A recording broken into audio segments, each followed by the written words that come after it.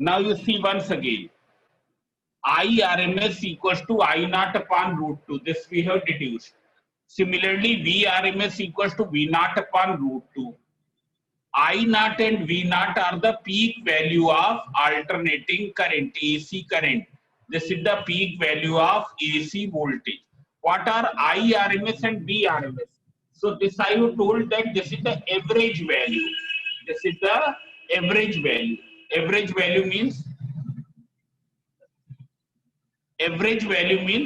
the value which remains constant throughout the time. जो value क्या है, कांस्टेंट रहे थ्रू आउट द टाइम, बस जो कांस्टेंट रहे, इसको हम कॉमन लैंग्वेज की में कहते हैं कि average value.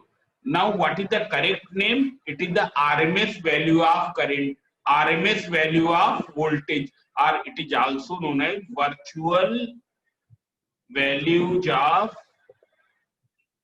I and V. It's clear? Now what is its physical significance? Who will tell?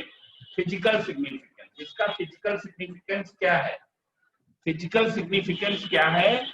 It is that steady value of current, it is that constant current which liberates the heat energy in a given resistor at the same rate as produced by actual alternating current. As produced by actual alternating current. Is clear? So this I have not written perhaps. ये हमने नहीं लिखा था ना, लिखा था किसी दूसरे पेज में लिखा हो. अच्छा, ये कल का पेज था. कल वाली कॉपी का, कल वाली का, अच्छा कल तुमने. So now what is its meaning? Suppose it is given that the electric supply of your house, electric supply of your house is 220 volt dash 5 ampere, 220 volt dash 5 ampere. So these are the RMS values. ये values क्या हैं? RMS value है. ऐसे ये RMS value of voltage है. ये क्या है? RMS value of current. मतलब अगर कहा जाए तो वी आरएमएस कितना है यहाँ पर? 220 volt. What is I RMS? It is 5 ampere. It's clear? Now if you have to find peak values of, ये अगर हमको ये निकालना हो कि जिस एसी की ये आरएमएस वैल्यूज हैं उनकी पीक वैल्यूज क्या हैं, जिस एसी की ये आरएमएस वैल्यूज हैं उनकी पीक वैल्यूज क्या हैं, तो देख सकते हो वी नॉट क्या हो जाएगा? V RMS into root 2, V RMS into root 2. It is clear? It will be equal to this, V RMS into root 2. What will be I not? It will be IRMS into root 2. It is clear? So you find out VRMS equals to V naught into root 2. So 220 into root 2. When you will evaluate, it comes out 311 volt. It's clear? Now what will be? ये गलत लिख गए हैं. What is V naught? V naught equals to VRMS into root 2. It's clear? So it will be 220 into root 2. You can see here V naught equals to root 2 into VRMS. So it is equals to 311 volt. Similarly, what will be I naught? It is IRMS into root 2. That is equals to 5 root 2, that is equals to 7 ampere. Have you got the meaning of this thing? इसका मतलब समझ गए? देख लो, इसका meaning ये है कि अगर हम 311 वोल्ट की एसी पास हो रही है, हम इक्वेशन लिख के बता रहे हैं ना. Suppose there is an AC whose instantaneous value is given by 311 sin omega t. It's clear? There is an AC voltage whose instantaneous value is given by 311 sin omega t. It's clear? And current is I equals to 7 sin omega t. Instantaneous current is given by this. It means at any instant what will be the voltage? Voltage की value किसी time पर क्या होगी? 0 से 311 volt के बीच में होगी. आए समझे? हम तो कहते हैं 220 वोल्ट. हम लोग कहते हैं ना कि घरों में कि कितने वोल्ट की सप्लाई आ रही? 220 वोल्ट. पर वो 220 वोल्ट क्या है? वो क्या है? वो एवरेज वैल्यू ऑफ करंट. वो कैसी करंट है? एवरेज वैल्यू ऑफ करंट है. समझ में आया? एक्चुअल में करंट वोल्टेज क्या होगी? 0 से 311 वोल्ट के बीच में कहीं होगी. आए समझे? इसी तरीके से हम लोग कहते हैं कि करंट की सप्लाई क्या है? 5 एम्पियर की करंट पास हो रही है. This is the RMS value of current. What will be the actual value of current? It will be in between 0 से 7 ampere. It will be in between 0 से 7 ampere. ये चीज समझ में आ गई? अब देख लो, हमने इसका ग्राफ ड्रा किया था. शिक्षा समझ में आई? यस अलामीन सर, यहाँ एवरेज वाला भी तो फॉर्मूला लगा सकते थे ना. हमने कल शुरुआत में बताया था ना, आरएमएस भी क्या है? It is a type of average. ये भी एवरेज निकालने का तरीका है. और इसको हम कहां पर अप्लाई करता है? जहां पर नंबर ऑफ ऑब्जर्वेशंस बहुत अधिक हो, बहुत लार्ज संख्या में वेरिएट्स हो जिनका एवरेज निकालना हो, या क्या हो, जहां पर कुछ वेरिएट्स पॉजिटिव हो और कुछ वेरिएट्स क्या है? निगेटिव हो. समझ में आया ना? कल वाला तुमने देखा था? सर नहीं थे सर, नेटवर्क चला गया था. तो उसको फिर से, मतलब वो हमने रिकॉर्डिंग भेजी, उसको देख लेना ना. तो ये भी एक एवरेज निकालने का तरीका है ना. ये हमारी बात समझ में आई कि नहीं? अब जरा हम एक वन अल्टरनेटिंग करंट की एक साइकिल को रिप्रेजेंट करें. तो तुमको मालूम है एक साइकिल क्या है? वो ये ऐसे रिप्रेजेंट करते हैं. ये क्या हो गई? One full cycle capital T, जहां पर ओमेगा क्या होता है? 2 pi upon capital T. What will B this here? It will B +7 ampere. यहां पर ये कितना हो जाएगी? -7 ampere. It is clear? If you see the variation of current,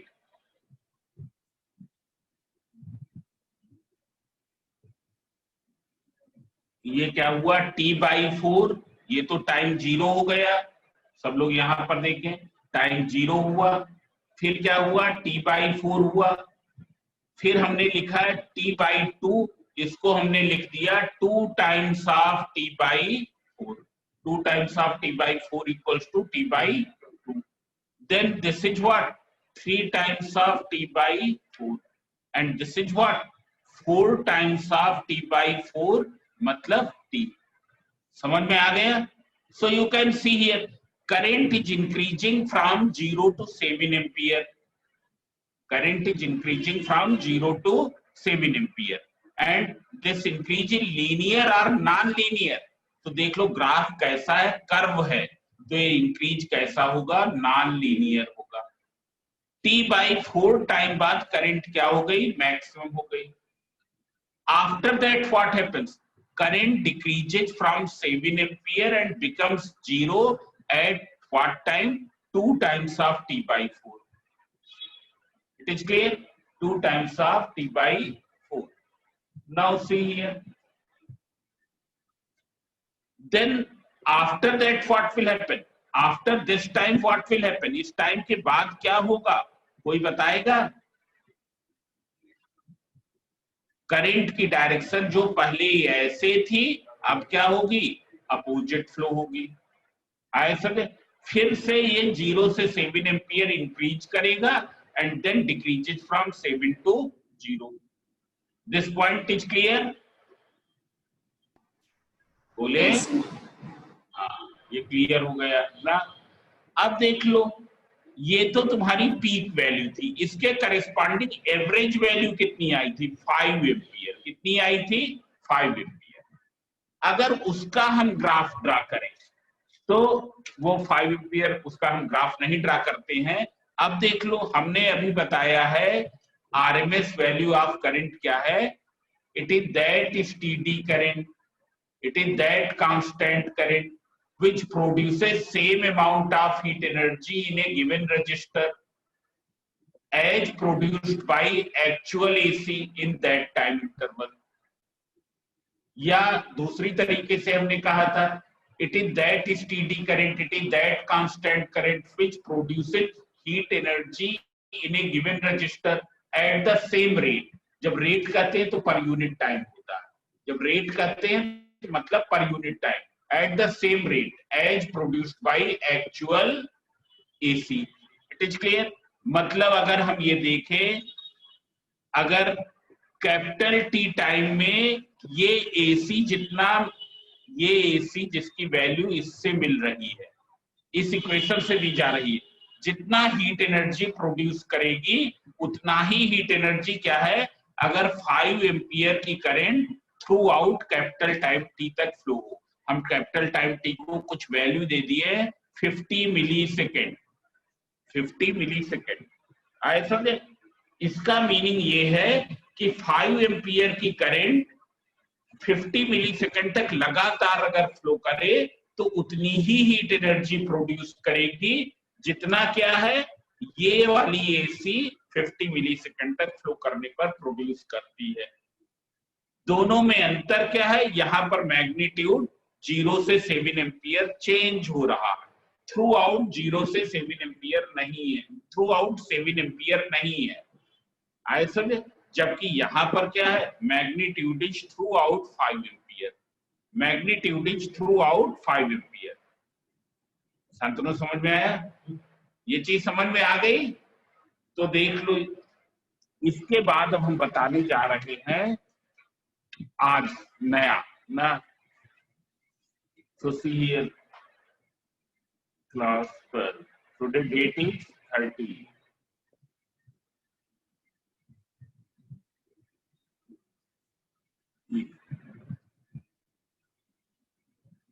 अब देख लो, अब अगर हम बताएं, ये है, हमने एक दिन ये क्वेश्चन ये इसको बताया भी था, ये तो इक्वेशंस हो गई, I equals to I naught sin omega t, V equals to V naught sin omega t। It's clear? I and V are the instantaneous values of current and voltage. I naught and V naught are the peak values of current and voltage. And omega is what? Angular frequency of variation of AC. This can be written as 2 pi by capital T, या इसको क्या लिख सकते हैं 2 pi n, जहां पर n क्या है? फ्रीक्वेंसी, जिसकी यूनिट क्या होती है? क्या होती है यूनिट? हर्ट्ज, हर्ट्ज होती है। और ओमेगा की यूनिट क्या होती है? रेडियन पर सेकेंड होती है, रेडियन पर सेकेंड। अब देख लो, एक चीज हमने बताई थी कि अगर हम क्या है 50 हर्ट्ज की वोल्टेज अप्लाई की है, 50 हर्ट्ज का एसी वोल्टेज अप्लाई की है, तो जो करंट प्रोड्यूस होगी उसकी भी फ्रीक्वेंसी कितनी होगी? 50 हर्ट्ज ही होगी। ये ऐसा नहीं है, हो सकता है कि वोल्टेज तो हमने 50 हर्ट्ज का अप्लाई किया पर जो करंट प्रोड्यूस हो रही है वो अदर देन 50 हर्ट्ज। समझ में आया ना? Voltage and current in AC, same frequency current will be produced as the frequency of applied AC voltage। आया समझे? frequency of, सर हाँ सर 50 हर्ट्ज से ज्यादा तो फ्रीक्वेंसी होगी नहीं सर इंडिया की? नहीं होती है। ये तो एक्चुअल में क्या है, तो अगर यूएस की अगर कोई डिवाइसेज खरीदे हो तो उसमें लिखा रहता है 60 हर्ट्ज। ये हर एक कंट्री का अपना अलग वो है। 50 हर्ट्ज का मतलब क्या है? जो क्वाइल है वो 50 साइकिल्स पर सेकेंड से रोटेट हो रहा है ना, डायनमो जो इलेक्ट्रिक करंट प्रोड्यूस कर रहा है उसमें जो कॉइल है उसकी रोटेशनल स्पीड कितनी है, 1 सेकंड में 50 चक्कर लगाता है। तो अब अगर 1 सेकंड में 40 लगाएगा तो 40 हर्ट्ज की प्रोड्यूस होगी। आए समझे? तो इंडिया में वो 50 हर्ट्ज है ना, जो इलेक्ट्रिसिटी का प्रोडक्शन हो रहा है वो 50 हर्ट्ज पर। ये चीज समझ में आई कि नहीं? तो फ्रीक्वेंसी यस तो सर। वो मतलब 10 हर्ट्ज पर भी हम प्रोड्यूस कर सकते हैं ना। सो हाँ, क्या बोल रहे थे? Frequency of AC current will be same as frequency of applied AC voltage. Applied AC voltage. It's clear? Frequency cannot differ. दोनों की फ्रीक्वेंसी सेम रहेगी, पर एक चीज है, ये जो वेरिएशन का ट्रेंड है वो क्या है, डिफर कर सकता है कि वोल्टेज तो अपनी पीक वैल्यू पर पहुंच जाए but the current is not maximum. Voltage has achieved the peak value, has achieved the maximum value but the current is not maximum at that time. या ये भी हो सकता है that voltage has become zero but the current is not zero, current is not zero. या इसका उल्टा हो सकता है, current is zero but the voltage is not zero. आए समझे? मतलब इनकी फेजेज चेंज हो सकती है। फेज किस पर डिपेंड करता है? इस एंगल पर। आए समझे? इस एंगल पर। ये तो हमने एक सिंपल एसी की लिखी। इक्वेशंस ऐसे भी हो सकती, I equals to I not sine omega T plus five. यहां पर इसकी फेज कितनी है? Omega T plus five. T time पर कितनी फेज है? Omega T plus five. आए समझे? इसी तरीके से V not sine omega T minus five. What is the phase at the time t? Omega T minus five. अगर हम ये पूछे what is the phase at the time t equals to zero, t equals to zero पर phase कितनी है? तो यहां पर क्या कर देंगे, t के प्लेस पर क्या रख देंगे? जीरो। तो क्या हो जाएगी? केवल फेज 5 हो जाएगी। आए समझे? सो फ्रीक्वेंसीज तो नहीं चेंज होंगी बट द फेजेज में डिफर। इसलिए फेजेज में डिफर हो सकता है। Voltage becomes maximum before the current. Voltage की वैल्यू करंट की वैल्यू के मैक्सिमम होने के पहले ही क्या हो जाए? मैक्सिमम हो जाए। आए समझे? या वोल्टेज की वैल्यू करंट के जीरो होने के पहले ही क्या हो जाए? जीरो हो जाए। आए समझे? देयर फेजेज में वेरी। ये चीज समझ में आई? हमारी ये बात समझ में आई? Yes sir. इसी जो फेज डिफरेंस को हम क्या है, ग्राफिकली रिप्रेजेंट कर सकते हैं। ग्राफिकली इसको रिप्रेजेंट कर सकते हैं जैसे वेक्टर्स में करते थे। पर तुमको तो मालूम है ना, तो वोल्टेज एक वेक्टर क्वांटिटी ना current. Both are the scalar quantity, both are the scalar quantity. So how will you represent it graphically? So we can represent it graphically by giving some other name, and that other name has been given to the phasor. That other name is given to the phasor. आए समझे? इनको हम as a phasor treat करते हैं। आए समझे? इनको as a phasor treat करते हैं। And the phase difference between them as the angle between them. What will be the angle between them? That will be the phase difference. कि कितना इनके बीच में phase difference है। आए समझे? कितना phase difference है। ये चीज समझ में आई? तो इसको अब हम लिखे दे रहे हैं ना। So you can see here.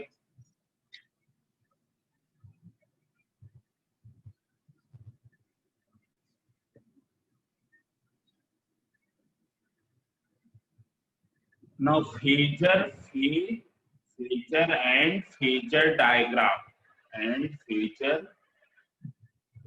diagram.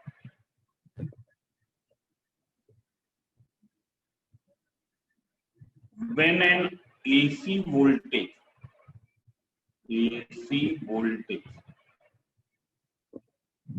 is applied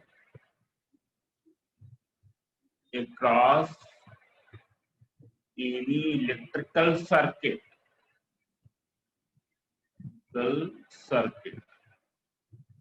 then electric current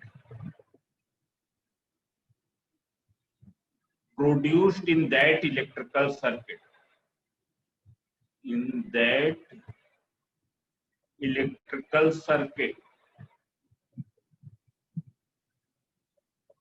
will also be AC, and has same phase and has same frequency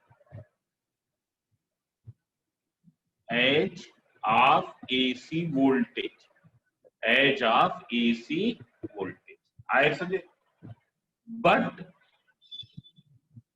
the phases of both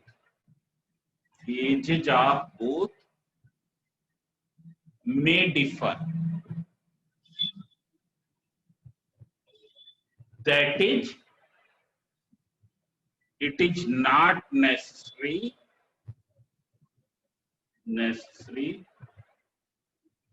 that both will achieve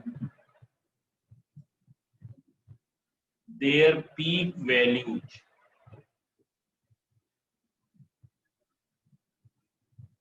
simultaneously. It is not necessary that both will achieve their peak values simultaneously or becomes zero simultaneously.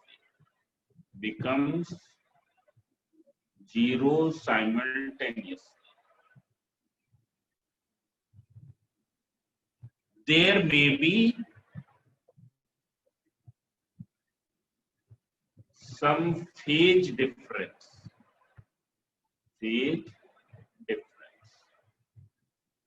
I say this phase difference can be represented.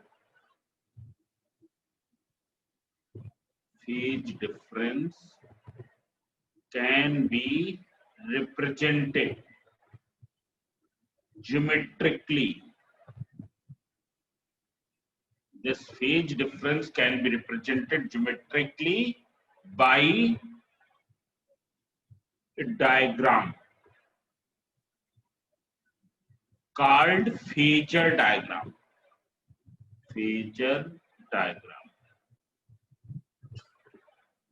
Treating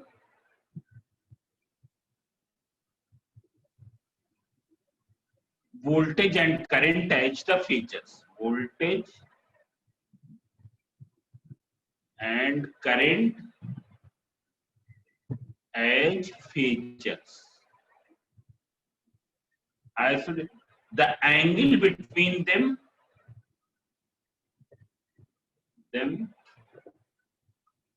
will be phase angle.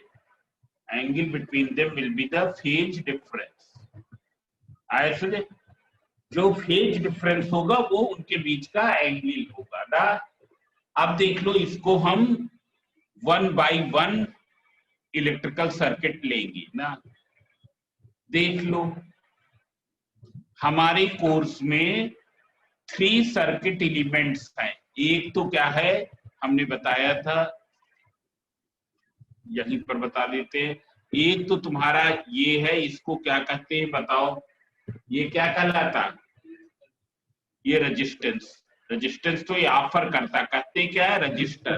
क्या कहते हैं, register. बताओ इसको क्या कहते हैं, क्या कहते हैं, इंडक्टर. ये इंडक्टेंस ऑफर करता है, मतलब करंट की ग्रोथ या डिके को क्या कर देता है, कम कर देता है. करंट की ग्रोथ या डिके को डिले कर देता, कम नहीं कर देता, डिले कर देता है ना. जबकि ये क्या करता है, ये करंट फ्लो होने में ही क्या है, हाई तोबा मचा देता है. आए समझे, करंट को क्या है, फ्लो होने में ही हाई तोबा मचा देता. और ये क्या करता है, ये क्या है, कैपेसिटर है ना। और ये क्या करता है, ये कैपेसिटेंस ऑफर करता है। कैपेसिटेंस मतलब क्या है, ये चार्ज को स्टोर करके करंट को ब्लॉक कर देता है। चार्ज स्टोर कर लेता है और करंट को क्या कर देता है, ब्लॉक कर लेता है ना। तो हमारे कोर्स में यही तीन वो है। रजिस्टर, रेजिस्टेंस के सिंबल से डिनोट करते आर से। इंडक्टर में इंडक्टेंस के सिंबल से डिनोट करते एल से। और कैपेसिटर में कैपेसिटेंस के सिंबल से डिनोट करते हैं सी से। तो हमारे कोर्स में ये थ्री सर्किट एलिमेंट्स हैं, रजिस्टर, इंडक्टर एंड कैपेसिटर। अब हम पहले देखेंगे कि जब एसी वोल्टेज रजिस्टर के क्रॉस लगाते हैं तो वोल्टेज और करंट के वेरिएशन कैसा है, दोनों साथ साथ मैक्सिमम पहुंचते हैं या अलग अलग। उसी तरीके से फिर इंडक्टर के लिए देखेंगे और उसी तरीके से कैपेसिटर के लिए। And after that we will take a combination of these three, combination of these three. It is clear? And from here it is very very important. इसके बाद क्या है, बहुत अधिक इंपॉर्टेंट है, उस पर बहुत जोर देना है ना। ऐसे वही मेन चीज अभी तक जो हमने बताया है उसमें आरएमएस वैल्यू ऑफ करंट, इसका डेरिवेशन इंपॉर्टेंट है। और तुमको ये मालूम होना चाहिए कि अल्टरनेटिंग करंट क्या है, अल्टरनेटिंग वोल्टेज क्या है, इन इक्वेशंस का मीनिंग क्या है ना। ये चीजें हमको मालूम होनी चाहिए, ये रिलेशन मालूम होना चाहिए ना। ये चीज समझ में आई ना। ओमेगा की यूनिट क्वेश्चन है सर।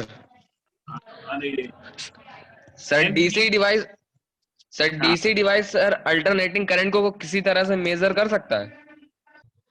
डीसी, हाँ, वो हार्ट एमीटर और हार्ट वो होते हैं, हार्ट एमीटर होता है, उसको कहते हैं हार्ट एमीटर। वो हीट जो हीट लिबरेट होती है उसकी को वो करके मीजर कर लेता है करंट कितनी है।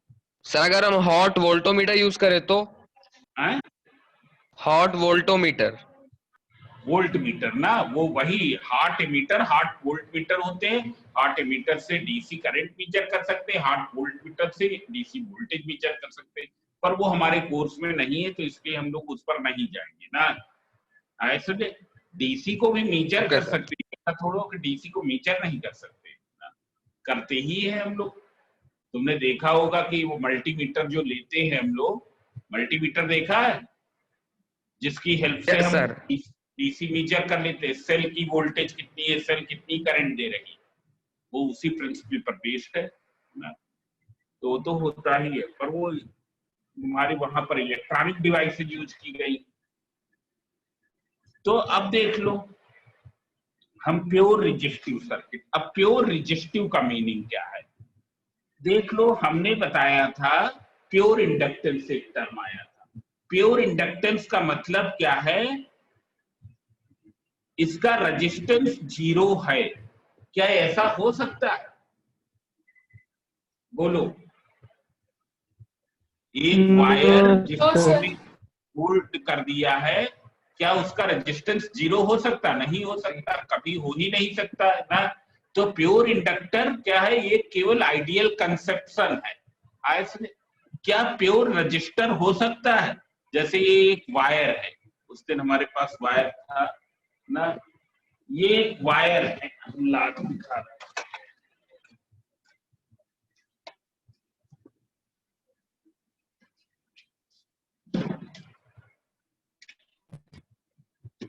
देख लो,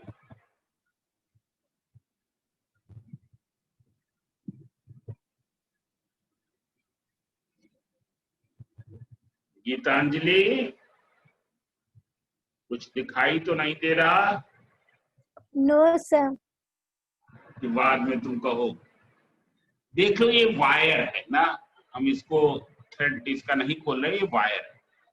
क्या इसके अंदर से अगर वेरिंग करंट पास होगी तो क्या फ्लक्स चेंज होगा कि नहीं?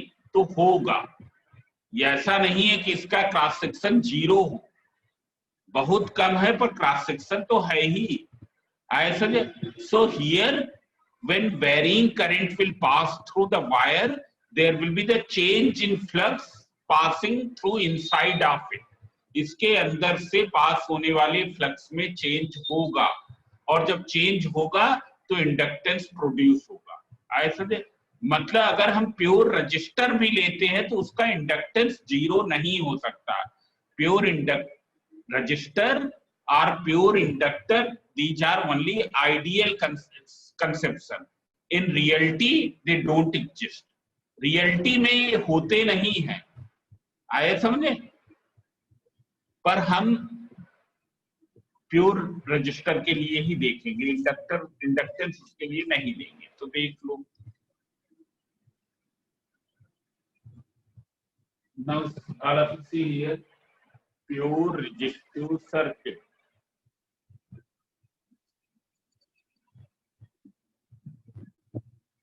Suppose this is a resistor across which here this is the symbol of AC. ये सब लोग ध्यान देंगे, ये AC का सिंबल है, ये बना अभी तक नहीं बनाया।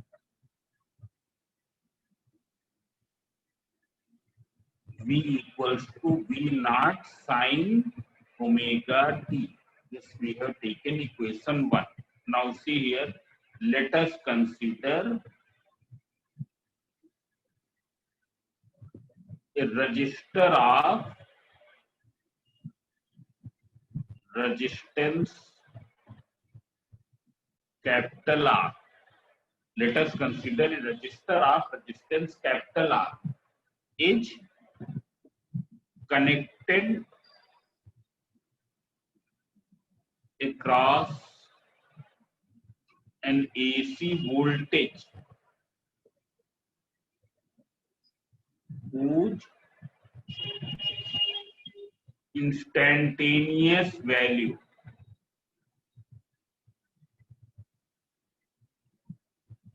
is given by V equals to V naught sin omega t. It's clear?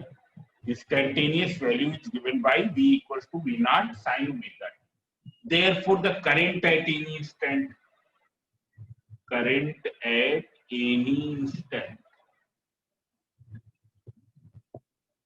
so I equals to V upon R. It's clear? यही तो होगा। Now you put the value V naught sin omega t upon R. ये समझ में आया? So V naught upon R into, sir इसमें Kirchhoff second law लग रहा है क्या? नहीं, इसमें कोई लॉ हमने लगाया ही नहीं ना। किरचॉफ लग सकता है? हाँ लग सकता है, उसी को ही लगा के हमने बताया था ना। किरचॉफ लॉ क्या है? It is more generalized form of Ohm's law. ये ओम्स लॉ लगाया। Kirchhoff law is the more generalized form of Ohm's law. जहां पर ओम्स लॉ नहीं लग पाएगा वहां पर हम किरचॉफ लॉ लगा देते हैं। ऐसे लगाया तो वही गया ऐसे। So I equals to V naught upon R into sin omega t. अब सब लोग देखें यहाँ पर, टाइम लेस देन 1 मिनट बचा है, जब खत्म हो जाए तो फिर से कनेक्ट हो लेंगे। साइन ओमेगा टी की तो कोई डायमेंशन है नहीं, तो बताओ V naught upon R की क्या डायमेंशन होगी? इसी के साथ हम लोग कट हो लेते हैं। V naught upon R की क्या डायमेंशन होगी ये बताना है, इसकी कोई डायमेंशन नहीं। So what will be the unit of V naught upon R? सब लोग बताएंगे। एम्पेयर। वेरी गुड, एम्पियर होगी ना।